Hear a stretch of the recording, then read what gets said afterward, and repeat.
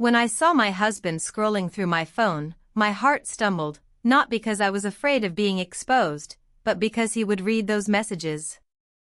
The ones I forgot to delete. I reached for the phone, a reflex born of habit and panic, but he pulled back with a neat, almost practiced motion, eyes fixed on the screen.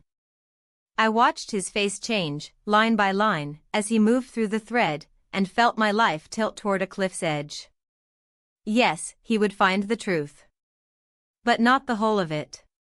His hands trembled slightly as he swiped further, and I knew he was about to reach the one message that could rearrange our house like an earthquake, could end us, or blur the edges until nothing was certain anymore. The phone vibrated suddenly in his grip. A new notification bloomed across the glass. I saw the color drain from his face when he read the sender's name. He stilled. Didn't even blink. I bit the inside of my cheek, a small, old habit I carried from exam halls and waiting rooms, tasting a thread of iron resolve under the sting. My nerves tangled with the shame of what I had set in motion. His breathing quickened. I could hear it from the 2 steps of floor between us. This was exactly what I feared most. Because 3 months ago I made a mistake, the kind that doesn't stay polite and hidden in the dark. It grows legs, learns our schedule, and walks openly through the house. And now, I don't know what I should do, but let me tell you how it really happened. Before I share the secret I have tried to hide so carefully for so long, tell me, have you ever kept something you protected with all your breath, only to watch it slip into the light anyway? He arrived at noon on a windless day, the kind of day that hangs in the doorway like a guest not sure whether to come in. I heard the tires outside before I saw him, that brief hush when the engine goes quiet and the world exhales. I had washed the breakfast dishes too late and the kitchen smelled faintly of lemon detergent and warm glass. I wiped my hands on a towel that was more soft than clean and stepped into the hallway as the door opened. He stood there with a backpack slung over one shoulder and the tired, open face of someone who has just crossed a small piece of country to get here. Time had sharpened him, not into something hard, but into something attentive. He smiled, the careful, almost apologetic smile people bring to old houses and old arrangements. I said his name and heard the steadiness in my voice like a line drawn with a ruler. Behind me, the clock ticked in the way our house had taught it, softly but constant, as if keeping time were an act of kindness. My husband came from the study with the slow, heavy steps of a man who remembers to be pleased. He clapped his stepson on the shoulder, asked about the road, the weather, the state of the rental. The small questions that make a bridge when you're unwilling to risk the larger ones. I stood to the side, the way I've learned to do in rooms where men talk easily to each other. It isn't that I am excluded, it is that I am not required. There is a difference, and it has a weight. We ate lunch at the dining table by the window, cold chicken, a salad I assembled without thinking, bread warmed in the oven until the crust was tender again. The conversation circled practicalities, the dates of his visit, the project he was between, whether the upstairs shower still whistled when it ran too hot. It did. We laughed. I poured water, and when I set his glass down our fingers brushed. A spark is the wrong word, sparks are for cinematics and misfires. It was more like the soft click of a switch no one had meant to find. After lunch he carried his backpack upstairs to the guest room that still held a few of his books, left like birds' nests on the shelves. I followed to show him the extra blankets and the way the window latch sometimes stuck when the weather shifted. He thanked me, and for a second the room felt too small, not from closeness, but from clarity. The air had the thinness of high altitudes, as though we had climbed somewhere without noticing. My husband called from downstairs that the ladder had to be moved from the garage to the shed before the weekend. He said it in the friendly, managerial tone he often uses at home, "Let's get this done, and the world will reward us with quiet." I nodded. The domestic choreography resumed, shoes on, keys found, the screen door breathing out then in as we passed through. In the garage, the dust had taken the light and made it forgiving. He reached for the ladder and I reached for the same side. "Let me," he said, not as an instruction but as a small courtesy, and I answered, "I've got it." Our hands met on the cold rung exactly where the metal remembered the weight of work. We lifted together. A clean, practical motion, the kind of shared effort that doesn't ask for story. Still, shared effort gathers its own gravity, two people, one object, a narrow passage between a bumper and a shelf of old paint, a turn measured silently and precisely. Outside, in the mild afternoon, we leaned the ladder against the shed. The lawn had just a suggestion of green at the edges where the shade held it back. He asked if the garden still floods in heavy rain. I told him we'd added a shallow channel along the fence to guide the water away from the tomatoes. He said it was a good idea, then bent to inspect the dark line of soil, a quiet seriousness in his posture. I realized I was standing too close and stepped back an inch that felt like more.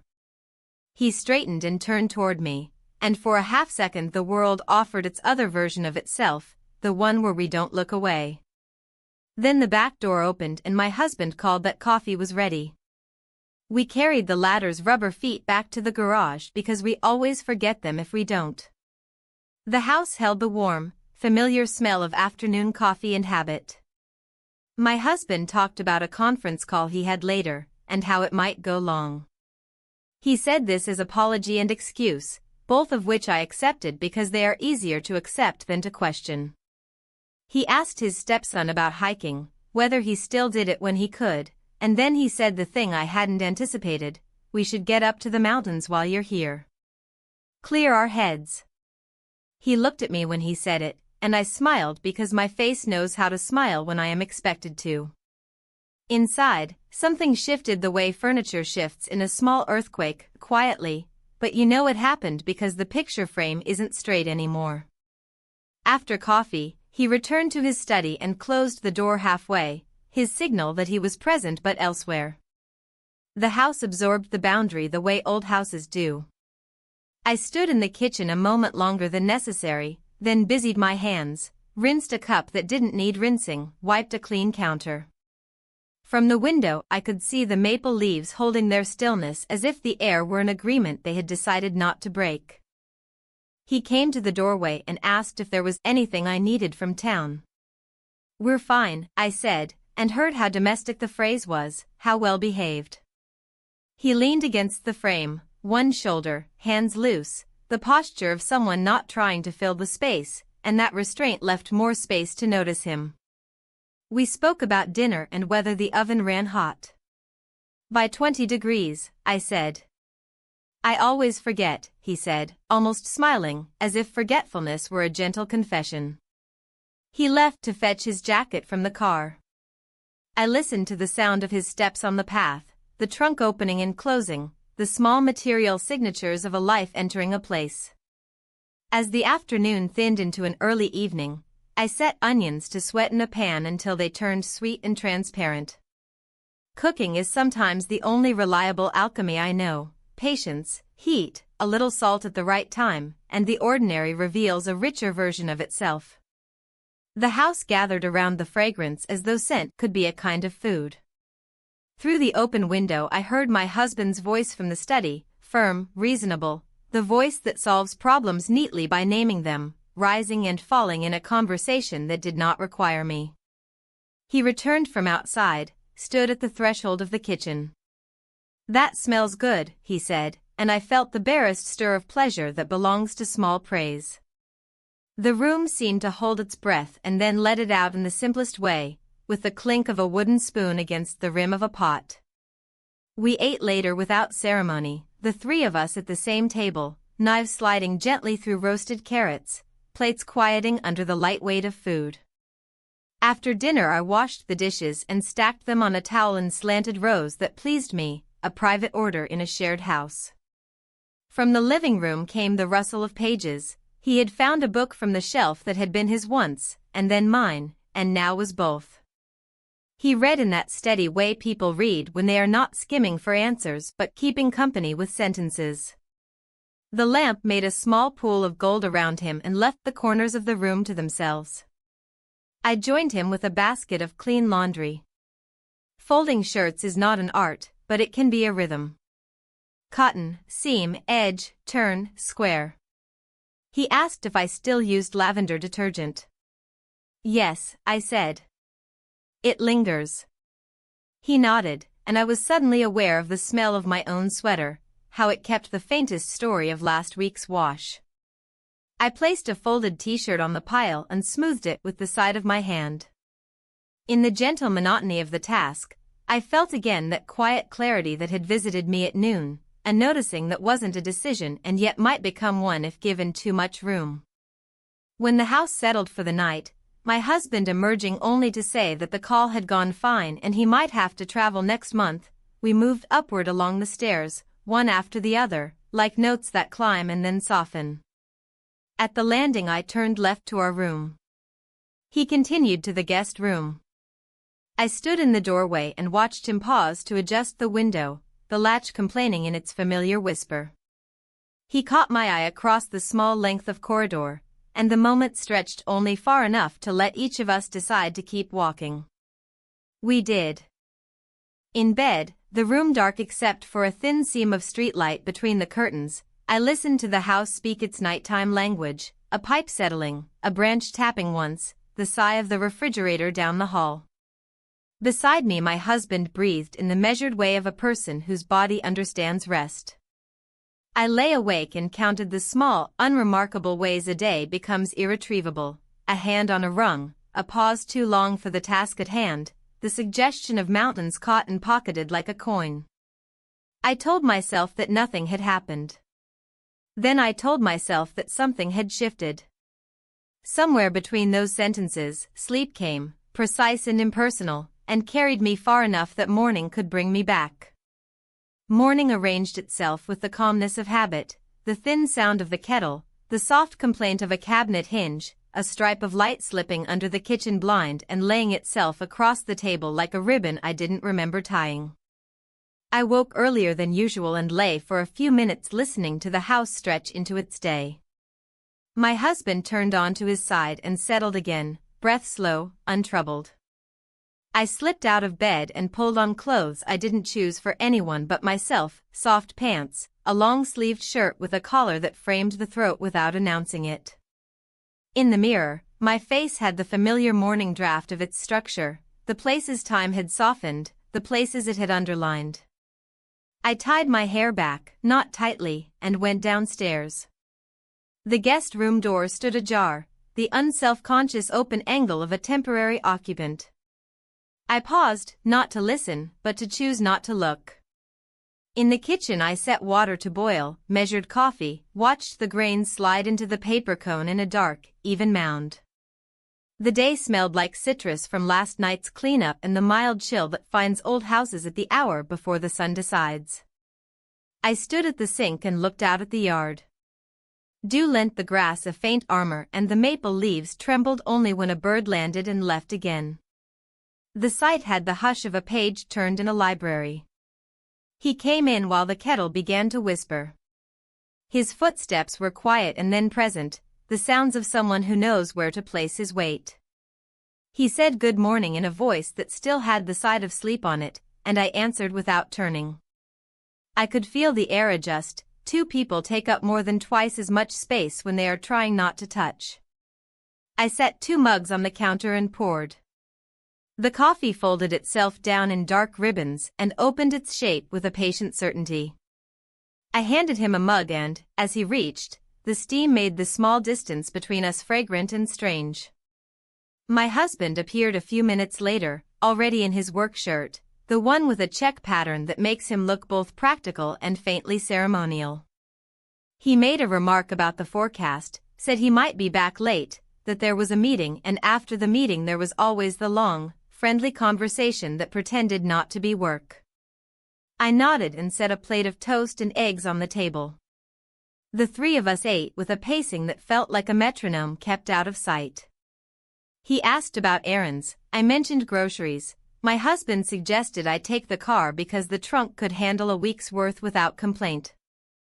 After breakfast he was gone, kiss on my temple that belonged to a system we had built together, and the house released a little pressure, the way it does when one person leaves and the rooms realign. I gathered a list on a scrap of paper, then decided the list was an anchor I didn't want and put it in the drawer. He offered to carry the reusable bags from the closet and followed me out to the car. The sky was a plain blue stitched with a single contrail toward the horizon. "Do you need the back seat down?" he asked. I shook my head and opened the driver's door. I realized the faintest tremor had made a home in my hands. I put them on the wheel to steady them and watched him close the trunk with careful economy. The grocery store offered its usual theater of mild choices. The fluorescent lights gave everything a democratic brightness. I moved through aisles with the focus of someone trying to keep a promise to herself. He took the cart without comment and pushed it behind me at a respectful distance. In produce, I chose tomatoes that surrendered just slightly to the touch, lemons whose skin had the grain of good paper, a head of butter lettuce that looked like a hand cup to hold water. He lifted a bag of flour and I imagined the quiet weight of it landing on the counter at home. We said very little. The silence wasn't empty, it was purposeful, as if we were both listening to the same internal broadcast and refusing to look up from our work. At the register I watched the screen tally the week into numbers and slid my card with the practiced gratitude of someone who remembers not being able to do that easily. Outside, the day had warmed, and the wind lifted a strand of hair against my cheek. He reached as if to tuck it back and then did not. The gesture hung between us like a bridge that looks sound but sways the first time you use it. We loaded the trunk. A lemon fell from a bag and rolled under the car. He crouched to retrieve it, and when he stood he handed it to me with a smile that left no trace of plea, only an acknowledgement that two people can handle a fruit without naming anything else. Back at the house, I placed groceries in their places. Order calms me. Cans in their row, fruit in a shallow bowl, greens rinsed and wrapped in a towel to keep their morning freshness. He read labels out loud exactly once, perhaps to fill the space. "Olive oil," he said. "The good one." I nodded. "It lasts." By late morning, a task presented itself the way tasks always do in houses. The upstairs bathroom faucet had started to drip again, and the drip had the insinuating rhythm of something trying to become a thought. I fetched the small tool kit from the hall closet, and he appeared in the doorway as if called by the sound of metal against wood. "Do you want help?" he asked. "It's fine," I said, and added, "maybe hold the flashlight." We climbed the stairs. The bathroom is narrow, clean, and honest about its age. Sun fell through the frosted pane and turned the air into a sensible kind of light. I placed the kit on the closed lid of the toilet and knelt at the sink. He stood behind me at an angle, the flashlight a pale halo on the underside of the faucet. I turned the shut-off valves, felt the firm resistance align with the quarter turn that means stop, and loosened the handle cap with a coin. The small, precise movements soothed me, the constellations of threads and seals, the little brass body that keeps water obedient when it can. I set screws on a folded washcloth. He steadied the flashlight. We were a team assembled for a domestic skirmish with inevitability. When I lifted the cartridge free, a bead of water escaped and ran across my knuckle. Without thinking I wiped it on the towel and felt his presence recalibrate, as if the room had to reconcile that it was accommodating both competence and closeness. I replaced the worn O-ring, reassembled the handle, turned the valves back a fraction, and tested the tap. It answered with a quiet, decisive stream that shut off when told. Success has its own smell: metal, water, the faint rubber of a new seal warming into its roll. I stood and turned, and he was closer than a moment before, perhaps because the bathroom is small, perhaps because standing at the same time is an act that compresses space. The flashlight lay dark on the counter, his hand resting near it, palm open, fingers slack, as if to show he had no intention of reaching. We did not speak. The silence did not need language to articulate itself. I became aware of the details that usually pass without naming, the faint shadow of stubble along his jaw, the way the edge of his t-shirt had rolled once at the hem, the scent of soap that was not ours but had become ours for the length of his stay. I stepped to the side to make room. He moved the other way at exactly the same time. The dance of good manners. Our shoulders almost touched, then did, lightly, in a point of contact that felt like the dot at the end of a sentence written too soon. We both took a breath and let it go. In that exhale the day tilted again. Without agreement, we waited to see whether gravity would excuse us. A car passed outside, the sound lifted and fell like a hand over a mouth. The house remained neutral. The drip was gone. It is possible to fix one thing and loosen another. I looked up at him, not as inquiry but as inventory. I found steadiness in his gaze and the absence of demand. If there was a map of choice in that small room, we were both standing on its edges, reading the legends under our breath. We stepped into the hallway where space made its ordinary offers. You could turn left to the linen closet or right to the stairs. You could say something about the faucet, or the time, or the groceries that needed to be put away in a different order. I said nothing and started toward the stairs. He followed at a distance that carefully did not change. On the landing the window threw a rectangle of light across the carpet. Dust in the beam moved with the calm, abstract purpose of motes always doing their work. I thought of the mountains then, how the air thins in a way that makes people honest only because they cannot afford to be otherwise. Downstairs, my husband's office door remained ajar. Its angle had meaning, it always did. The half-open door said come with questions, but do not bring a weather report. We moved into the kitchen. I reached for a lemon, cut it in half, squeezed it into a jug with water until a brightness lifted through the glass. He took a glass from the cabinet and set it near me. Our fingers did not meet. They hovered, then declined. The day lengthened into early afternoon. I proposed we take the old linens to the cleaners before I forgot again. He nodded and carried the bag to the car. The errand took 20 minutes. At the counter the woman with the watchful eyes wrote our name on a ticket and clipped it to a plastic sleeve with the efficiency of someone who believes in systems. On the way back we stopped at the hardware store for a new faucet washer just in case. The clerk made a mild joke about the universal law that once one leak is fixed another applies for the job. We smiled as you smile at strangers whose truths are harmless. At home the house received us with its measured patience. I put the extra washer in the drawer where stamps and rubber bands make a social club of utilities. Afternoon opened like a well-tempered book. I started a soup that would welcome the evening. He wiped the counter without being asked.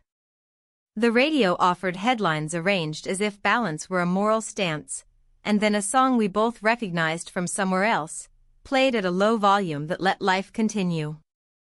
It happened in the late afternoon, the hour when light climbs the kitchen wall and pretends to consider settling there. I reached to move the bowl of lemons closer to the cutting board, and he stepped toward the sink to rinse a knife. The space between those two motions narrowed until it was nothing at all. We were simply there, within each other's breath, as ordinary as two people navigating a kitchen and as unordinary as finding the day has led you exactly to the line you had promised not to cross. There was no speech I could offer that would make better sense than the breath I held. We kissed. It was brief, precise, and whole, as if the room had long ago made space for that single action and then immediately asked for the space back. We both stepped away at once. I picked up the lemon and thought, irrationally, about its rind, how its bright skin holds both bitterness and brightness in one small architecture.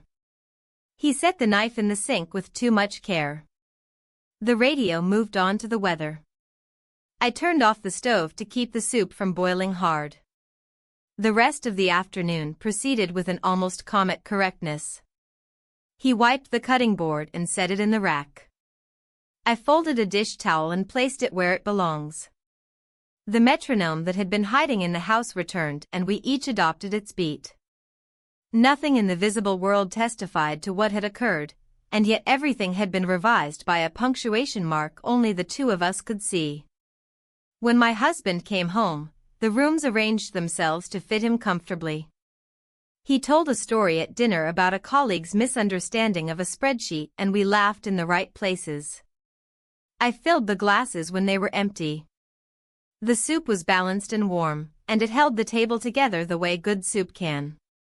That night, while I folded a blanket at the foot of our bed and smoothed it with the heel of my hand, I felt the seam of the day like a stitch on the inside of a sleeve. You can't see it from the outside, but your skin knows exactly where it is. I lay beside my husband, and his hand found mine with absent affection. My heart answered with a loyalty I did not mistrust, only observed.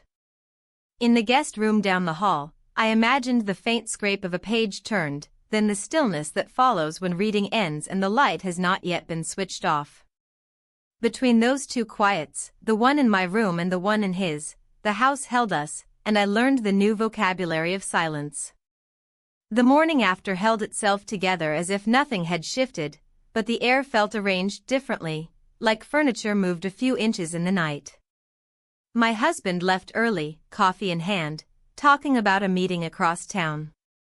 His departure was the same as always, door closing, car engine turning over, but the echo it left seemed sharper, almost deliberate. I stood in the kitchen long enough to watch the street return to its ordinary rhythm before turning to the day's work. The house was bright but cool. I opened the windows to let the air move through, a steady current that made the curtains drift and return. He appeared in the doorway without announcement, leaning lightly on the frame as if waiting for the right moment to speak but deciding against it. We exchanged a good morning that belonged more to routine than to conversation.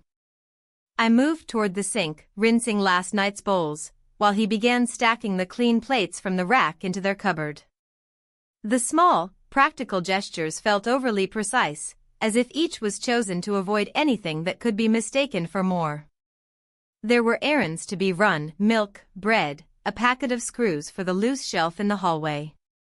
We decided to walk to the store. Outside, the pavement still held traces of early dampness, and the air carried the faint mineral scent of rain that hadn't arrived. We kept a careful pace, side by side but not too close, our shadows meeting and separating as the sun threaded itself through passing clouds. When we spoke, it was about neutral things, the price of apples, the state of the sidewalk where tree roots had pushed the concrete upward, the schedule for the garbage collection. At the store, the routine of choosing and paying provided a natural structure. I picked up a jar of honey, feeling its weight, and he suggested one with a darker amber color. We agreed without debate. At the checkout, the cashier rang up our purchases without looking up much, the plastic divider slid forward, the receipt curled toward my hand. It was the kind of errand that doesn't need remembering, yet I knew I would. The walk back was quieter. A breeze had picked up, and a fallen leaf skittered along ahead of us like it had somewhere to be. I noticed how often our steps fell in rhythm, then drifted apart again. When we reached the house, he carried the heavier bag inside while I set the smaller one on the counter. The groceries went into their places as naturally as if they had always belonged there. By midday, the light had shifted into that softer register that suggests the day is considering its own ending. I brought laundry from the dryer and began folding it on the dining table. He joined me without asking, matching socks into pairs, smoothing the corners of pillowcases. The work was unremarkable, but the quiet between us had a certain texture, aware, deliberate, and unwilling to spill over into anything less containable. Later, we tackled the hallway shelf. The wood had warped slightly, making the screws less certain of their place. I held the board steady while he fitted the screws, the smell of fresh wood dust rising faintly between us. His hand brushed mine once, lightly, in the exchange of the screwdriver. Neither of us moved away quickly, but neither lingered.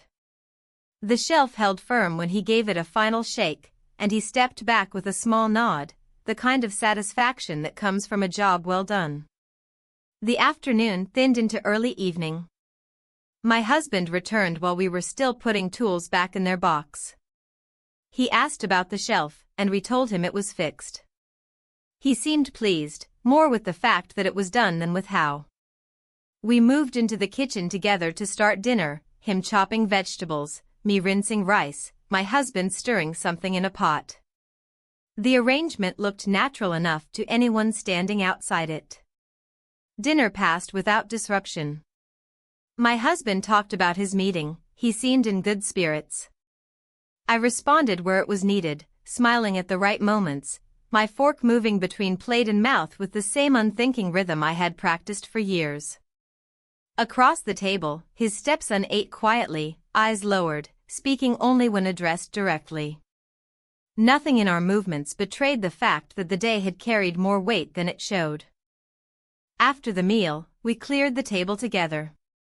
My husband excused himself to take a phone call in the study, leaving the two of us to rinse dishes and stack them in the rack.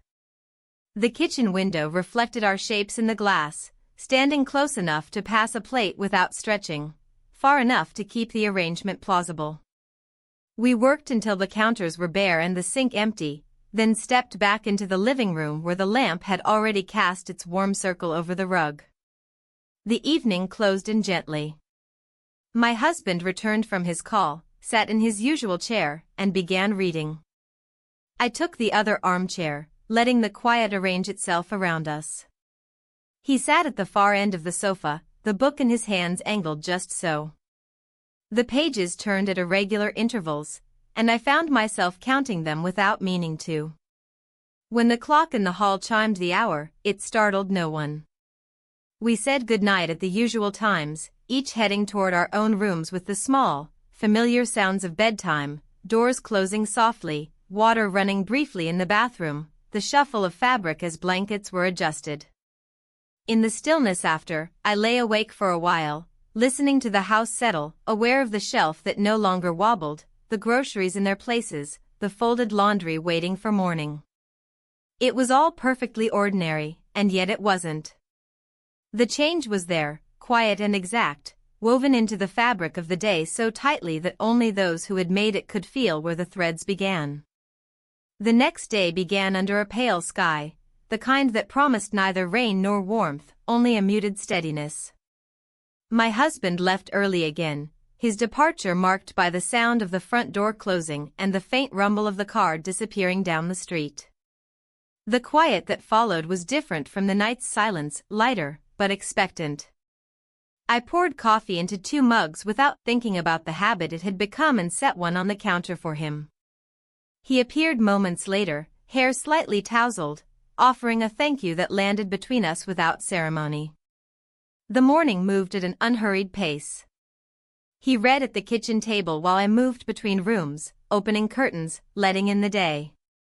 The air from outside carried a faint chill, making me aware of the warmth inside and of the spaces where the two of us crossed paths without needing to speak. We existed in parallel lines, close enough to notice but not touching. By mid-morning, I decided to tackle the upstairs storage closet. It was a narrow space lined with shelves that had gathered too many years of half-kept intentions, boxes with unknown contents, folded blankets that no longer matched anything, jars of screws and bolts collected from projects long finished. He joined me without asking, and we began taking things out, stacking them in the hallway in neat, silent rows. There was a rhythm to it, pass the place, step back, assess. Occasionally our hands brushed as we shifted heavier boxes together, each contact brief, functional, and harder to ignore. We found an old framed map wedged behind a stack of winter coats. Dust clung to the glass, muting the colors, but the outlines of rivers and towns were still visible. I wiped it with the edge of my sleeve, and he leaned over to look. For a moment, our shoulders pressed together, the closeness justified by the narrowness of the hallway but still carrying more awareness than the task required. He stepped back first, clearing his throat softly, and we returned to sorting. By the time the closet was orderly again, a faint ache had settled in my arms. We carried the discards to the garage for donation. Outside, the air felt fresher than it had all morning. The light had shifted, and the shadows of the maple branches patterned the driveway. Standing there, surrounded by boxes, I realized how much easier it was to share work than to share words. Work had boundaries, it ended. Words didn't always. We returned inside, washing our hands at the kitchen sink, one after the other. The faucet's steady stream and the small clink of soap on the counter seemed louder than they should have. He dried his hands and left the towel folded neatly on the counter. I poured water into a jug and placed it in the refrigerator, letting the cold air spill across my skin for a moment longer than needed. In the early afternoon, I suggested a short walk to the overlook on the edge of town. It was only a mile away, a quiet route along a path bordered by low stone walls and early buds on the hedges. He agreed, and we set out together, matching pace naturally. The path narrowed in places, forcing us closer, though we kept our arms to ourselves. The sound of our steps on gravel was steady, unbroken except for the occasional call of a bird or the rustle of wind through dry leaves still clinging to their branches. The overlook was empty when we arrived. The view stretched out over the valley, muted by the pale light, the fields below marked with thin lines of fencing.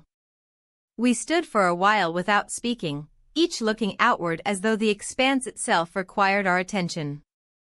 The wind caught at my hair, and I brushed it back absently, aware of his gaze for a brief second before it returned to the distance. On the walk back, the conversation turned to small things, whether the old bakery in town was still open, how the path would look in full spring. The kind of talk that filled the space without leaving traces. By the time we reached the house, my husband's car was already in the driveway. The sound of the engine cooling ticked in the still air. Inside, he greeted us from the living room, asking if we'd had a good walk. I answered easily, mentioning the view, while his stepson carried the donation boxes toward the door for loading later. My husband nodded, content with the brief exchange, and turned back to the newspaper in his hands. The rest of the afternoon folded into its usual shape. I prepared dinner while they spoke about a home project my husband had been considering. Their conversation moved easily, leaving me to the quiet tasks of chopping, stirring, tasting. The scent of herbs and broth filled the kitchen, blending with the low hum of their voices from the other room. When we finally sat down to eat, the table felt balanced in its arrangement, 3 plates, 3 glasses, a meal that asked nothing more of us than to be consumed. The talk stayed on safe ground, work, weather, the small adjustments needed in the garden once the frost passed. I answered when needed, listening more than speaking, letting the familiar patterns hold. After dinner, we cleared the table together, each carrying our share to the sink. My husband excused himself to make a call upstairs, leaving us alone again in the kitchen. We worked side by side without comment, rinsing dishes, stacking them in the rack, wiping the counters. The rhythm of it was calm, unforced, but every motion was sharper in my mind than it should have been. A glass placed too gently, a cloth folded too neatly, details that carried their own kind of weight. When the work was done, I stepped back and looked around the clean kitchen. He met my eyes for a moment, a brief acknowledgement without smile or frown, before turning toward the hallway. The sound of my husband's voice upstairs reminded me where the lines were, and how carefully we were both walking them. That night, as the house settled into quiet, I lay in bed and replayed the day in pieces, the narrow hallway with the map, the wind at the overlook, the stillness in the kitchen after dinner. Small, ordinary moments, all of them. And yet, I knew they would not fade as quickly as they should. The morning opened with a heavy sky, clouds drawn low as if they meant to press the day into quiet submission. My husband lingered over breakfast longer than usual, flipping through the paper while his coffee cooled. I moved around the kitchen in practiced loops, bread in the toaster, fruit rinsed, plates set down with a soft clink. His stepson joined us late, offering a greeting that met my eyes for only a second before moving on. The table felt smaller than it was, the air between the three of us divided into careful portions. By mid-morning, my husband announced he would be out for most of the day, a meeting followed by errands that might run long. He said it lightly, as if to soften the edges of absence. When the door shut behind him, the house seemed to expand, filling with the subtle awareness of fewer footsteps. I cleared the table, stacked the dishes in the sink, and let the sound of water fill the room while I washed. He appeared in the doorway, sleeves rolled to his forearms, asking if I needed help with the shelves in the pantry. It was a narrow space, lined with jars and tins that had gathered in quiet disarray. We worked without much talk, me passing items to him handing them back once the dust was gone and the labels faced forward. In the closeness of the space, our movements had to be timed. One step forward from me meant one step back from him. It became its own unspoken rhythm, steady and exact. Halfway through, I reached for a jar just as he did. Our fingers touched, not in passing but in the kind of contact that lingers a beat too long to be an accident. I didn't pull away immediately. Neither did he. The stillness between that moment and the next felt sharper than any word could cut. I placed the jar on the shelf, my hand brushing his again as I let go. We finished the pantry, but the sense of something unresolved trailed us into the kitchen. I started making tea, the kettle slow to boil, each bubble under the surface stretching the weight. He leaned against the counter, close enough for his voice to be low when he finally spoke, asking about the mountains, whether I'd ever been there in winter. I told him no. He said I should. The quiet that followed seemed to agree with him. When the kettle whistled, I poured the water, watching steam curl and vanish. He stepped forward, setting a mug near mine. The movement brought him close enough that the small sounds of the house faded beneath the pulse in my ears. He looked at me, not searching, just holding, and I didn't look away. We kissed. It was unhurried, deliberate, carrying no more than the weight of what had been waiting since that first day in the kitchen. When it ended, we stood in the same places, as if the space around us had agreed to keep its secrets. I picked up my mug, the ceramic warm against my hands, and moved to the table. He followed a moment later, and we drank our tea in a silence that was different now, not heavier, but changed. The afternoon passed in measured tasks. We cleaned the porch, swept leaves from the steps, and brought in the potted plants that wouldn't survive the frost forecast for the night. Each chore gave our hands something to do, our eyes somewhere to rest, but the memory of that moment in the kitchen followed quietly between us.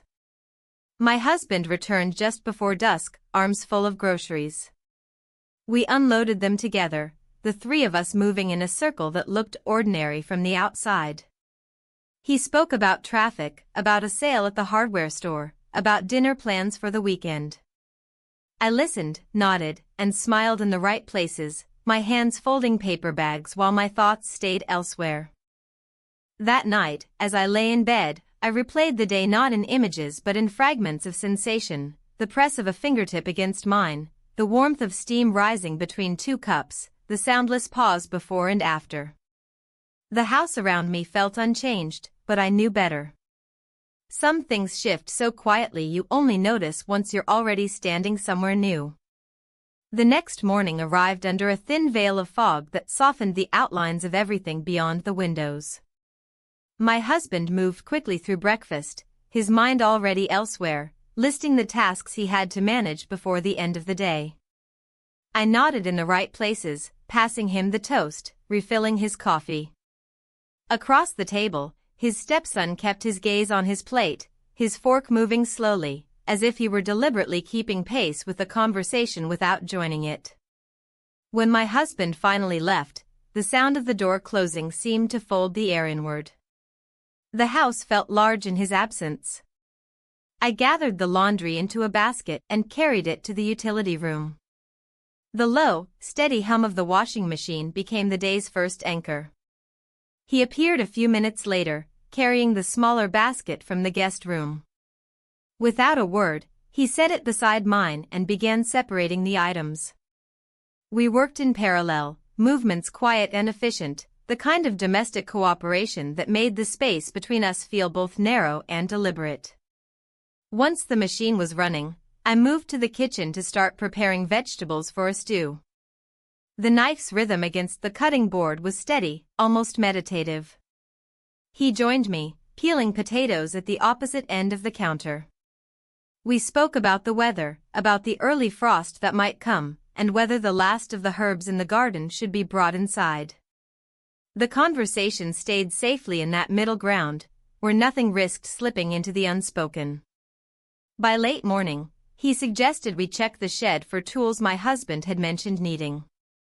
The path to the shed was damp from the fog, and the grass pressed flat under our steps. Inside, the smell of wood and metal hung in the air. We found the tools easily enough, but lingered a few minutes, rearranging the shelves, stacking things that had been left in careless piles.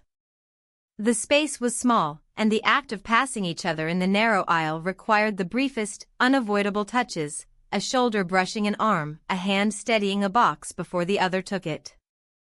Back in the house, I ladled soup into bowls for lunch. We ate at the kitchen table, sunlight beginning to cut through the fog and spread a muted glow over the room. The quiet wasn't strained, but it carried weight. Every glance felt measured, every movement deliberate. When we were finished, he rinsed the bowls while I dried them, our hands passing the same piece of ceramic for only a second, yet long enough to register. In the afternoon, my husband called to say he would be home earlier than planned. The information seemed to settle over the house like a reminder. I suggested we finish the small list of chores before he arrived. We vacuumed the living room, dusted the bookshelves, and brought in the folded laundry. The day's tasks gave us a structure, a way to be near each other without the stillness turning into something else. As the sun dipped lower, the golden light from the windows stretched across the floor, touching the edges of furniture and lingering there. I began setting the table for dinner while he moved between the kitchen and the dining room, bringing in the last few things from outside. The air smelled faintly of the stew simmering on the stove, a warmth that made the rooms feel smaller. When my husband walked through the door, the three of us fell easily into the roles the house knew best. He spoke about his day. I told him the tools were ready in the shed. His stepson confirmed it with a nod. The meal was served, the conversation stayed on safe topics, and the hours folded neatly toward evening. Later, after the dishes were washed and the kitchen restored to order, I sat in the living room with a book, more as a prop than for reading. He passed through on his way upstairs, pausing just long enough to meet my eyes. It was nothing anyone else would have noticed, but it was enough to remind me of everything that had been quietly building between us. The house settled into its night rhythm, doors closing, water running in brief intervals, the creak of a step as someone crossed the hallway. Lying in bed, I thought about the day's tasks, each one small and ordinary, yet threaded with something I could neither name nor undo. The day began earlier than usual, with my husband waking before the first light had reached the windows. He moved through the bedroom with quiet efficiency, packing a small overnight bag and explaining that a colleague needed his help with a project out of town. I listened from where I stood at the doorway, nodding at the necessary pauses, and offered to make coffee for the road. He declined, already thinking ahead to the drive. Moments later, the sound of the car faded into the stillness, leaving the house in a kind of suspended quiet that felt both open and watchful. I lingered in the kitchen after he left, my hands resting on the counter as the light began to stretch across the floor. The rooms felt different without the weight of his presence, as if every surface had been cleared but not yet touched again. He came down the stairs not long after, his expression unreadable, and poured himself a glass of water. We exchanged only a few words, simple acknowledgments of the day ahead, before falling back into the silence that had grown familiar. The morning moved through its tasks in a measured way. I folded laundry in the living room while he worked on a loose hinge in the hallway. The sound of the screwdriver turning was steady, grounding the space between us. We passed each other a few times in the course of these separate chores, each encounter marked by a brief glance or the faintest shift in step to make room. By midday, the air outside had warmed, and sunlight reached across the porch in long stripes. I stepped out to water the plants, carrying the metal watering can that had grown dented over the years. He joined me, taking it from my hands halfway through, finishing the row of pots without asking. The quiet cooperation felt almost like a continuation of a conversation we hadn't started. We stood for a moment in the doorway before returning inside, the scent of damp soil clinging to the air. In the kitchen, I began preparing lunch, nothing elaborate, just bread, cheese, and fruit. He moved around me with a kind of deliberate care, setting plates on the table, filling 2 glasses with water. We ate without rush, speaking only about the mild weather and a neighbor's new fence that had gone up overnight. When the meal was done, he cleared the table, stacking the plates neatly before rinsing them in the sink. The afternoon seemed to stretch in front of us without direction. I suggested we go through the storage boxes in the guest room, an old task my husband had often mentioned but never found time for. The boxes were stacked along the far wall, each marked with faded handwriting. We opened them one by one, sorting photographs, books, and keepsakes into piles. Now and then, an object would prompt a short remark, a shared acknowledgement of its age or its place in the house's history. It was slow work, but it filled the hours with a quiet purpose. When we finished, the light outside had deepened, tilting toward evening. I closed the curtains in the living room while he carried the sorted boxes to the garage. The house felt warmer with the day folded away behind fabric and glass. I returned to the kitchen, where the last of the afternoon light still touched the counter, and began to prepare dinner. He joined me again, chopping vegetables while I tended to the pot on the stove. Our movements fit together without effort, each step known to the other. When the food was ready, we sat across from each other at the table. The quiet between us was no longer empty but layered, carrying the weight of the hours we had shared without naming them. We ate slowly, the rhythm of the meal unbroken, until the last of the dishes were cleared. That night, with the house wrapped in the calm that follows a long day, we found ourselves in the living room after the dishes were done. The lamp cast a low circle of light over the rug, and the rest of the room faded into shadow. He sat at one end of the sofa, I at the other, our eyes meeting across the space that had grown both narrower and deeper over the past weeks. There were no words that needed to be spoken. The quiet had its own language. We spent the night together. Morning came without ceremony, the pale light creeping in through the edges of the curtains, soft and indifferent. I woke before the rest of the house had stirred.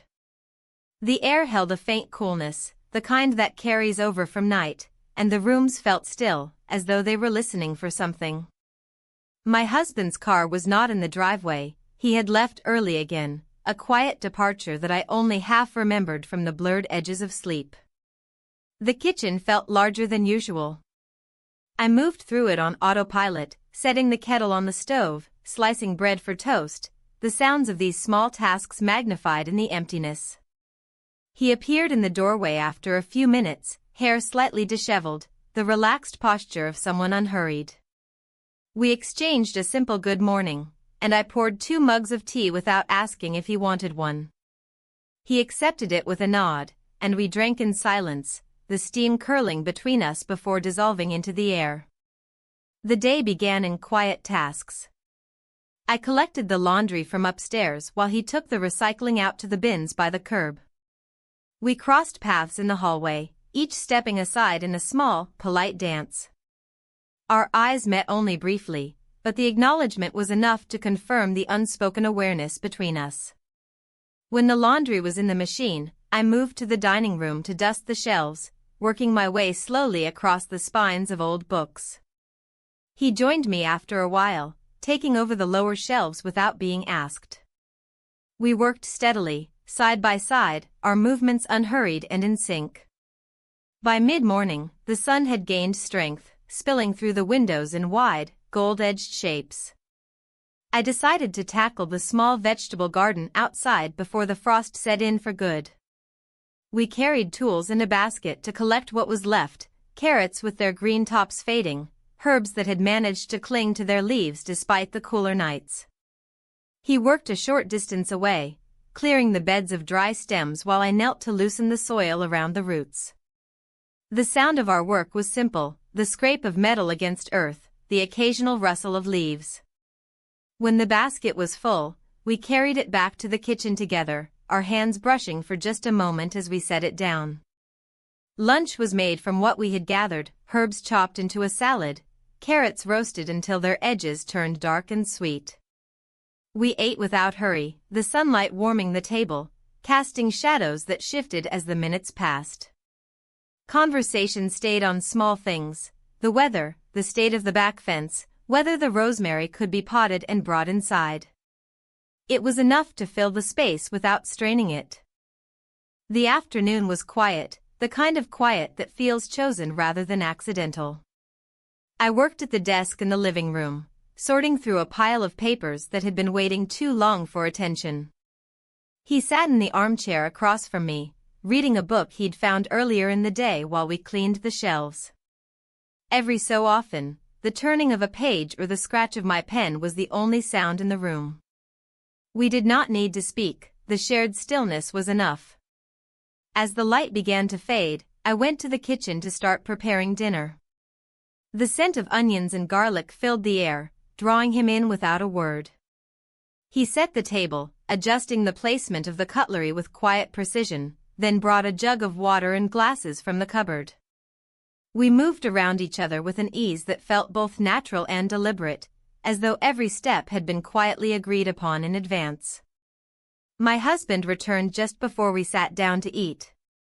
He greeted us both, setting his bag by the door and commenting on the smell from the kitchen. Dinner passed easily. He spoke about his day, the people he had met, the work he had managed to finish earlier than expected. I responded where needed, my voice steady, my hands occupied with passing dishes and refilling glasses. Across the table, his stepson kept his focus on the food, speaking only when addressed directly. After the meal, we cleared the table together, moving in practiced patterns: plates to the sink, leftovers to the refrigerator, surfaces wiped clean. My husband excused himself to make a phone call in the study, the door closing softly behind him. The kitchen seemed to settle into a different rhythm then, quieter, slower.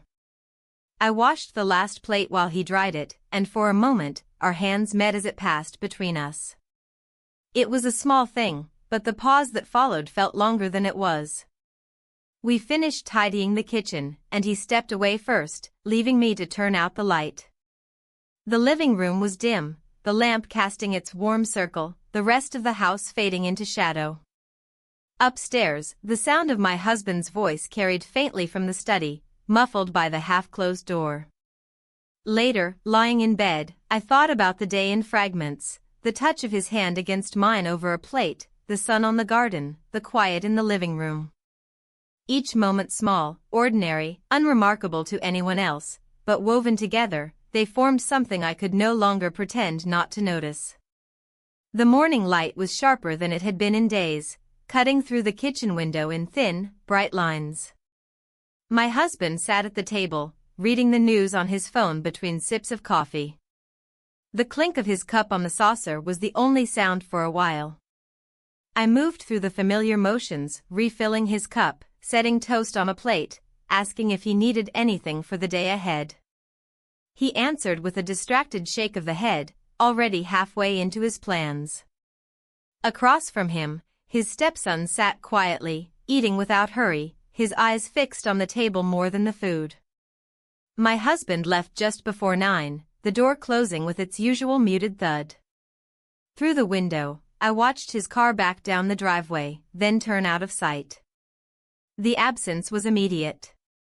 I stood for a moment in the empty kitchen, listening to the house breathe in its quieter state. There were chores waiting, there always were.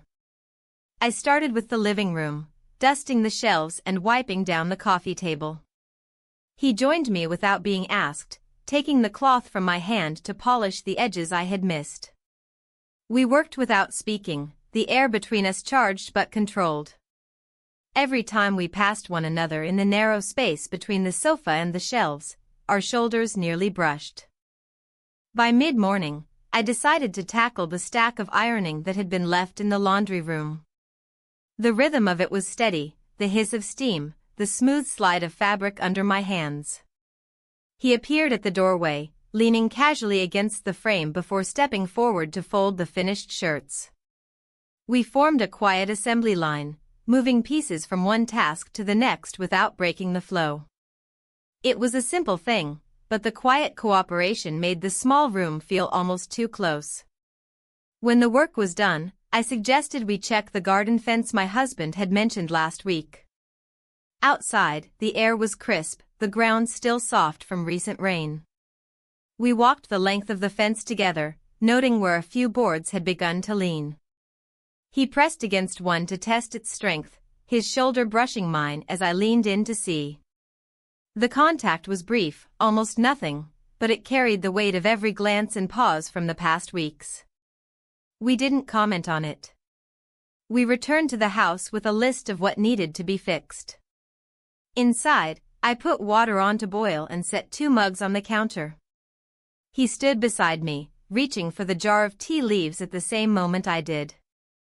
Our hands touched lightly, and neither of us pulled back immediately.